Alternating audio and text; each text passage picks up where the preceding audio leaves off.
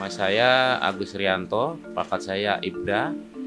Saya menjabat sebagai Babin Kamtibmas atau Bayangkara, Pembina Keamanan dan Ketertiban Masyarakat di Kelurahan Srengseng, Kecamatan Kembangan, Jakarta Barat.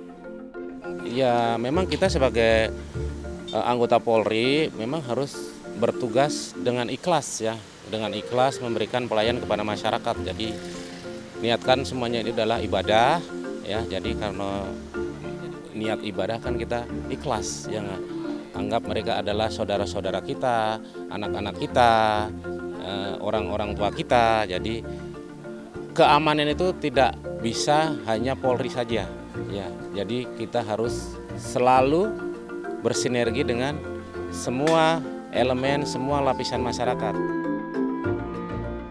Itulah ungkapan suara hati Ibda Agus Rianto yang sehari-hari menyandang tugas sebagai Bayangkara Pembina Keamanan dan Ketertiban Masyarakat atau Babin Kamtibnas di Polsek Kembangan, Jakarta Barat. Assalamualaikum, Pak. Ya, gimana kabarnya, Pak? Alhamdulillah, sehat, Pak. Alhamdulillah, Ibu ya.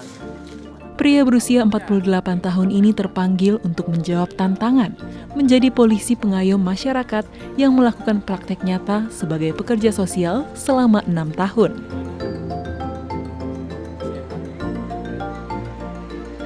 Di bangunan Taman Pendidikan Al-Quran Maju Bersama dan Sekolah Paket Anak Percaya ini, Ibda Agus setiap hari membagi sebagian waktunya bekerja menjadi guru ngaji, serta mengajar mata pelajaran matematika dan bahasa Indonesia kepada 60-an anak berusia 3 tahun sampai 15 tahun yang orang tuanya mayoritas bekerja sebagai buruh serabutan. Pria yang menjadi polisi sejak tahun 1998 ini awalnya mendirikan sekolah darurat di pinggir Jalan Raya Srengseng, Jakarta Barat. Karena anak yang ikut belajar semakin bertambah, ia kemudian memindahkan ruang belajar mengajar secara gratis ke bangunan yang lebih layak di kawasan Kampung Sawah Balong, Kelurahan Srengseng, Jakarta Barat. Mereka kebanyakan tidak bersekolah karena memang secara ekonomi mereka tidak mampu atau tidak sanggup untuk sekolah. Karena memang mereka animonya cukup tinggi, sampai dengan saat ini ada sekitar 70 lebih ya, 70. Kalau nggak salah 76 anak yang mengikuti kegiatan di TPA Maju Bersama ini. Kemudian juga selain TPA ini juga ada sekolah paket atau PKBM ya. Sekolah paket A untuk yang SD, B SMP dan C yang setingkat SMA. Ini semua gratis ya, tidak dipungut biaya. Jadi dari yang TPA ketika mereka sudah bisa belajar, bisa menulis, bisa membaca, mereka bisa melanjutkan ke sekolah formal. Pembiayaan atau operasional untuk sekolah ini untuk sampai dengan saat ini masih menggunakan biaya pribadi ya, termasuk listrik, termasuk untuk relawan kan gitu. Memang di sini ada 3 relawan, ada 2 relawan memang yang tidak kita berikan gaji, tapi ada relawan juga yang kita berikan transport ya. Kalau gaji mungkin belum standar, tapi mungkin untuk ini aja biar mereka itu semangat. Menjalani kewajibannya sebagai seorang polisi, Ibda Agus harus selalu siaga 7 kali 24 jam untuk berkeliling dari pintu ke pintu agar lebih dekat dengan persoalan yang ada di tengah masyarakat di 12 RW Kecamatan Kembangan. Ia berkeliling membantu warga, mengatur lalu lintas, hingga memberikan penyuluhan dan mendengarkan keluhan masyarakat di setiap RT dan RW-nya. Kerja polisi adalah 24 jam karena dalam kondisi apapun kita harus siap untuk menerima masyarakat yang membutuhkan kita.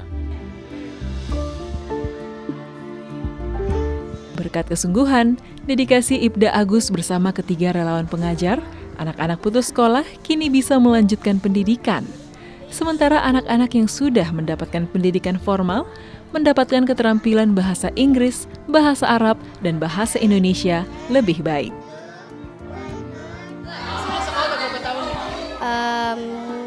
lebih dari 5 tahun. Nah, di sini seneng nggak dari 5 tahun ini?